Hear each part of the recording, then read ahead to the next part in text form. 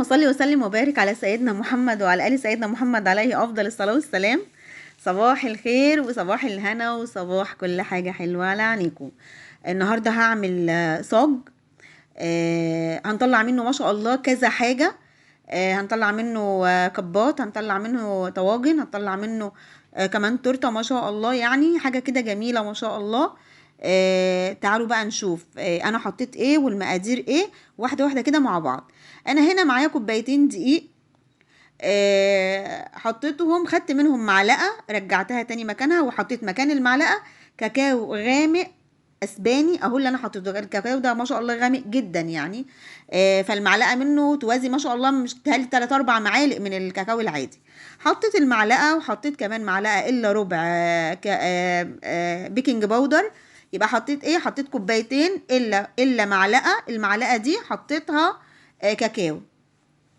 وحطيت معلقه الا ربع بيكنج باودر، حطيت كوبايه الا ربع سكر. قلبت كل المواد الجافه دي كده على في قلب بعضها. وانا هنا مولعه الفرن، وانا شغاله دلوقتي مولعه الفرن عشان الفرن لازم يبقى سخن. جبت هنا 6 بيضات، هبدا هنا اكسر فيهم كده واحده واحده. اللهم صل على سيدنا محمد. وايه ونشوف نعمل ايه يعني مع بعض. خلصتهم وهنزل على طول بمعلقه حلوه كده، حلوه فانيليا، وهنزل بمعلقه خل. كل اللي احنا بنحطه ده اللي انا بشيلها دي على فكره قشره بيضه. فاللهم صل على سيدنا محمد. هنحط كمان معلقه ونص محسن جل، اهي ادي معلقه وادي نص محسن كده، ايه محسن جل. يبقى ايه، هكتب كل ده ان شاء الله في صندوق الوصف. وحطيت كمان نص كوبايه ميه. على فكره الميه اللي استعملتها ميه عاديه، يعني ما كانش عندي ميه ساقعه فحطيت ميه عاديه، وما شاء الله طلع زي الفل ما شاء الله اللهم بارك. المهم طبعا قلبت كده في قلب بعضه عشان ما يطلعليش هبو. وبدأت اضربه في العجان. عندي هنا صاج 35 في 55. هنزل كده بالخليط بتاعنا في قلب الصاج. وهو ما شاء الله شفتوا بقى ايه لما ضربته بقى عامل زي الكريم شانتيه، وبقى فيه لمعه ازاي. يعني انت تضربيه لحد ما ياخد اللمعه دي ويبقى عامل زي الكريم شانتيه كده. هبدأ بقى هنا بالاسباتولا دي كده ايه اوزع كده واسويه بقى. فانت يعني إيه لازم تساوي السطح كويس قوي، ما يبقاش فيه حته نازله وحته يعني حته عاليه وحته مش عاليه، عشان لما تيجي تعملي تورتايه ما تبقاش طبقه جايه واطيه من ناحيه وعاليه من ناحيه. فايه يعني لاحظي الموضوع ده. حطيت طلعته هنا بعد قعد 10 دقايق في الفرن ما شاء الله. طلعته حطيت بس جاي عليه ورق، سلكته من الجناب، وحطيت عليه ورقتين كده. وقلت ايه ان صادف الحظ يعني ولزقوا في قلب الوش هيشيلوه، ما لزقوش خلاص انا هشيله بالسكينه. شلت ما شاء الله الورقتين اللي في الظهر، وشايفين ما شاء الله هو جميل ازاي ما شاء الله، وهش وما شاء الله خفيف يعني. ورحت ايه حطاه تاني كده خلاص. هبدأ بقى ايه اغطي عليه بس، واسيبه كده شويه على ما اعمل الكريمه. الكريمه انا هنا جبت كوبايتين كريم شانتيه. اللهم صل على سيدنا محمد. هحط عليهم معلقتين كريم باستري، وهحط عليهم حوالي كمان برضو معلقتين سكر، وهحط عليهم معلقه ونص كاكاو خام اهو. بصوا ادي الكاكاو اهو، معلقه كده ونص كده حلوين، عشان انا عايزه الكريم شانتيه يبقى بالشوكولاته. حطيت عليه حوالي معلقتين 3 سكر زي ما انتم شايفين، يبقى كوبايتين الكريم الشانتيه. حطيت عليهم معلقتين كريم باستري، حطيت عليهم معلقه ونص كاكاو خام. حطيت عليهم اللهم صل على سيدنا محمد كوبايه ايه تاني يا وفاء، 3 حاجات بس. هحط عليهم بقى 3 كوبايات ميه متلجه. ماشي. هنزل هنا عندي الجناش اهو كمان، وهو بيتضرب في المضرب قدامكم او في العجان. وهو بيتضرب هنزل عليه بشويه جناش كده عشان يطعموا لي الكريمه، يخلوا الكريمه نفسها غنيه. القعده دي مقاس 16، انا كده هقطعها. هاخد القعده اقطع عليها من الصاج. انا هنا شلت الوش زي ما انتم شايفين، وما شاء الله اتشال سهل جدا وكان خفيف جدا. فده يدل على ان ما شاء الله اللهم بارك الكيك بتاعك ما شاء الله ناجح يعني. بعد ما اخدت كده الاطار وعملت عليه بقى، طلعت اهو. بصوا طلعت الطبقات اهي ما شاء الله زي ما انتوا كده شايفين اهي، واحده واحده كده بالراحه كده. يعني ايه نشتغل بالراحه ما نستعجلش عشان الحاجه تطلع مظبوطه معانا. هاخد هنا بقى عندي الكوبايه دي بالظبط بتبقى ايه مقاس الكب عندي، يعني الكوبايه دي على الاخص عندي لما بعمل بيها، لما بقطع بيها كده بتديني مقاس الكب. انا هنا هعمل كمان طواجن، فانا جبت الطاجن هنا، هاخد بس الايه القاعده كده، خدت على قد القاعده، وهاخد بقى جزء كمان من فوق لاني هعملها طبقتين، فالطبقه اللي تحت هتبقى على قد القاعده اللي تحت، وهاخد الجزء اللي فوق يكون كبير شويه. بصوا يعني ايه كده اهو، شايفين؟ هاخد برضو الحته ايه الكبيره دي عشان ايه اظبط بيها الطواجن. اللهم صل على سيدنا محمد. هاخد بقى اللي باقي بقى دول، مش هرميهم طبعا، ده كيك حلو جدا. برمي بقص بس او بقطع بس الحروف اهي، الحروف دي كده مش محتاجينها في حاجه خلاص. اخد كل ده لان هعمل لسه الكبات. عملت الكريمه، ضربتها ما شاء الله زي الفل. هبدأ بقى كده اعبيها في الكيس الحلواني. كريمة لما بتتضرب فترة يا جماعة بتبقى ناعمة وبتبقى حلوة، يعني فاهميني؟ الكريمة لما بتتضرب فترة تسيبيها شوية بتتضرب بتبقى ناعمة وحلوة وبتبقى هشة قوي. فانتبهي قوي انك تضربي الكريمة كويس. المهم هنا ما شاء الله الكيكة هنا كانت ما شاء الله طرية جدا، يعني الكيكة كانت انا شايفاها طرية وما شاء الله وجميلة اللهم بارك، فمش محتاجة ان انا اسقيها. فانا ما سقيتش الكيكه هنا وانا بعملها التورتايه، يعني اكتفيت بانها هتاخد من الكريم شانتيه. طبعا الكريم شانتيه يعني فيه رطوبه، فهو هيشرب منها او الكيك هيشرب منها. وهيترطب من الكريم شانتيه نفسه. وبدات احط هنا طبقات الكريم شانتيه زي ما انتم شايفين، وبقيت احط عليهم كمان جناش عشان يعني يخلي الطعم اغنى كمان. خلاص كده بظبط بقى الدنيا اهو. برضو مليت الكيس الحلواني، وببدأ هنا اوزع الكريمة على التورتاية. ليه بقى التوزيعة دي؟ عشان دي بقى ما تلاقيه تلملي بقى الفرافيت. عارفين الفرافيت؟ ما يبقاش في فرافيت كده تطلع لك وانتي بتشتغلي او بتجلسي، فتخلي شكل التورته مش حلو. هديها بس كده ايه، هجيب بقى السكرابر وابدا كده ايه اجلس بقى. انا مش عارفه ليه القعده، انا يعني القعده بتاعه التورتايه دي عماله احطها، عماله بصوا مش مظبوطه ليه على القعده الدواره، مش عارفه يعني، برغم ان انا بشتغل تورت اصغر من كده وبتبقى مظبوطه ما شاء الله. نسيت اقول لكم ان قعده التورتايه دي انا جايباها مقاس 20، يعني دي مقاس 16 التورتايه، حاطه عليها قاعده مقاس 20 اهي. وهبدا كده اجلس، وانا سايباها كده على يعني خدتها بالتجليسه دي حطيتها في الفريزر لاني هرجع اجلسها تاني. بس عايزاها تجمد شويه وتمسك كده عشان التجليسه بتاعتها تبقى مظبوطه. وعلى ما هي تجمد هجيب بقى هنا الكبات. حطيت الكبات زي ما انتم شايفين في قلب حطيت يا رب الكيك في قلب الكبات اهو زي ما انتم شايفين، وبظبطه. وعلى طول برضو ايه، وعلى طول هنا هعمل ايه بقى. انا سقيته هنا، انا سقيت الكبات ما سقيتش التورتايه. حسيت ان الكبات يعني افضل انها تتسقي شويه عن التورتايه، يعني بحسها كده افضل يعني.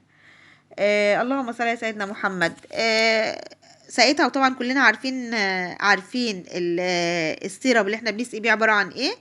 عبارة عن كوبايتين مية على كوباية سكر على عصرة ليمونة، ياخدوا 10 دقايق كده. السيرب بيبقى زي الفل وجميل وطعمه حلو قوي. عايزة تحطي فانيليا بدل الليمون حطي. المهم هنا بقيت احط طبقات الكيك على في قلب الكبات، واحط واسقيهم واحط عليهم طبقه كريم شانتيه. وبعدين حطيت الطبقه التانية برضو من الكيك، حطيت عليها كريم شانتيه تاني. وايه وسويت كده السطح ايه، خليته املس يعني ايه، ملست كده على السطح وايه وظبطته وسويته. ادي الطواجن اهي، حطيت الجزء اللي احنا قطعناه الاول تحت، وبدات ايه الجزء اللي فوق بقى كده اظبطه برضو سقيته اهو. وهبدا بقى ايه احط بقى طبقه ايه، يعني الطبقه اللي تحت حطيت طبقه كريم شانتيه، وبعدين حطيت طبقه الكيك، وبعدين حطيت طبقه كريم شانتيه تاني اهي. يعني انا كده عامله الطاجن ده طبقتين. في ناس على فكره بتعمل الطاجن طبقه واحده، انا عاملاه ما شاء الله طبقتين، فعالي ما شاء الله وغني جدا ما شاء الله وحلو قوي يعني اللهم بارك. اهو بصوا انا حطيت طبقه هناك اهي، وادي فوقها طبقه الكريم شانتيه، وادي الطبقه التانية الكبيره اهي.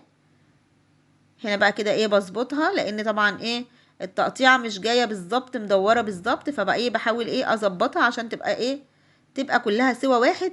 خصوصا لان انا كمان هساوي سطح وعايزاه يبقى املس كده يبقى ناعم، اما احط عليه ايه الصوصات اللي هحطها. حطيت هنا الكريم شانتيه وهبدأ بقى كده اوزعه.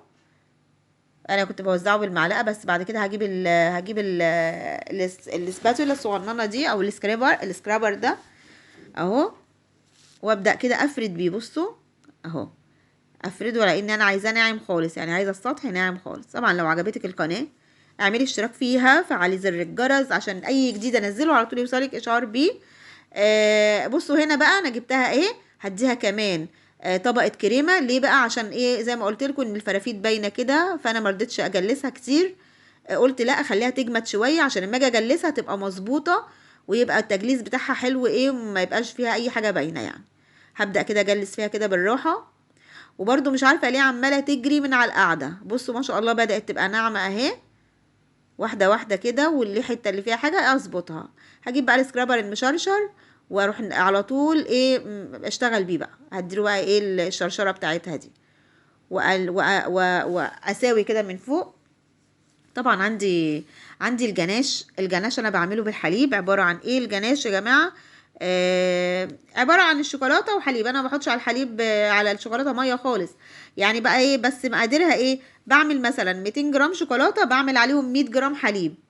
فاهميني؟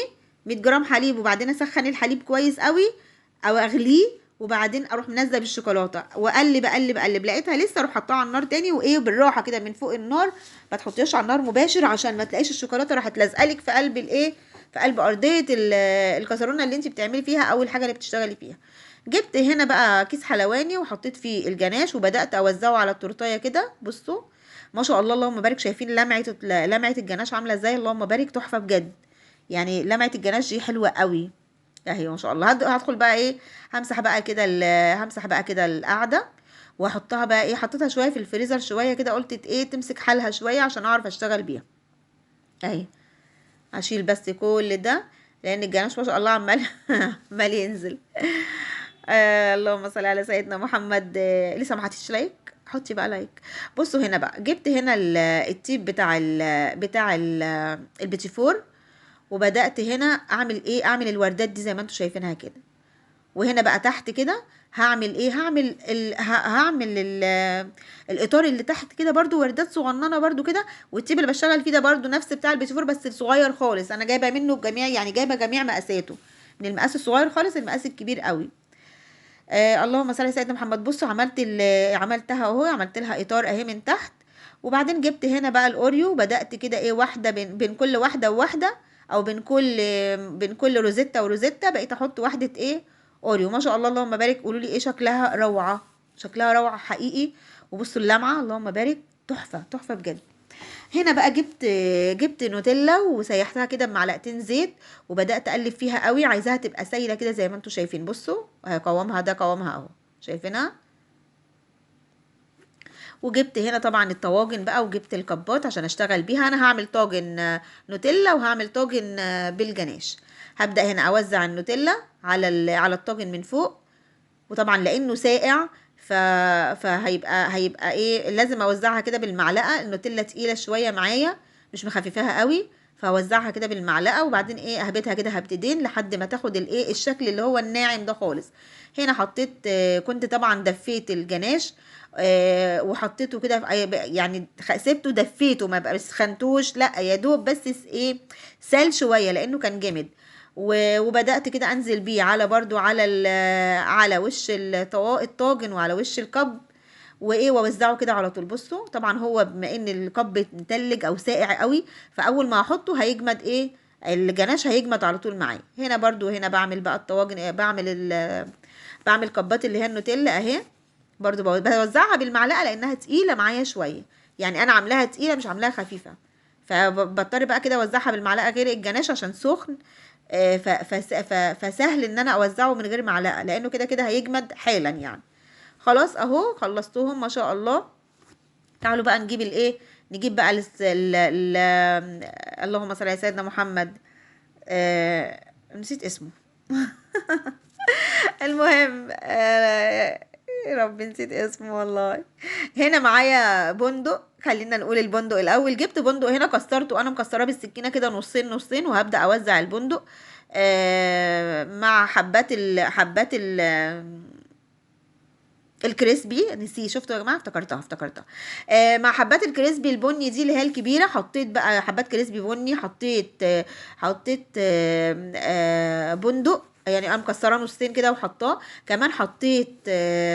حطيت فرماسيل اللي هو بالشوكولاته. وزعته كده على الطواجن، وتعالوا نشوف هنعمل ايه تاني. هنا بقى وزعت برضو كريسبي صغير، كريسبي اللي هو الصغنن ده في قلب على الكبات كلها، وحطيت على كل كب واحدة كونو.